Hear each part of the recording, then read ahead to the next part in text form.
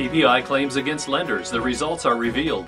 Today, the Financial Ombudsman released their figures relating to complaints they received in the second half of 2011, and Barclays Bank topped the table with a staggering 6,975 new cases being submitted to the Ombudsman for PPI claims.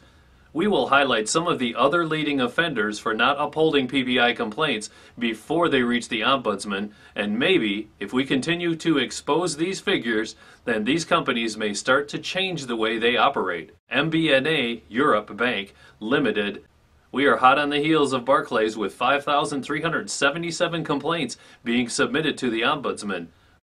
But what is surprising is that both of these companies saw the Ombudsman uphold a staggering 99% of these complaints in favor of the consumer. Based on this, it would appear that both of these companies have issues with their claims handling and, more importantly, have a serious issue of treating customers fairly. And in my opinion, these figures clearly show consumers are not being treated fairly by both of these organizations.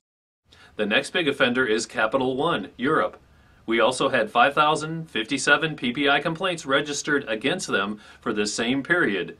The next big offender will come as no surprise to many people, and it is part of Lloyds Bank Group, and it's Black Horse Limited with 4,999 complaints, followed by Lloyds Bank with 4,257 complaints, which in total is over 9,000 complaints. Does the FSA think these figures are okay, or will they take action against the Lloyd Group as, again, in my opinion, it clearly shows that they are not treating customers fairly, especially when 98% of complaints were upheld against Black Horse and 99% upheld against Lloyd's? Do these figures reveal a company that is caring about its clients or treating them fairly? I will leave it up to you to decide. PPI claims have been headline news for over a year now, and it will soon be a year since the judicial review was held. So why are the FSA allowing these types of numbers to continue?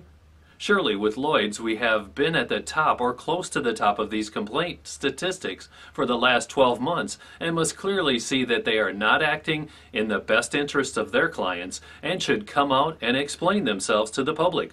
Or the FSA must intervene, as this is surely not in the public interest. Some of the other big names on the list include HSBC Bank plc with 2,813, Bank of Scotland plc with 1,954, and Nationwide Building Society with 1,778 PPI complaints against them.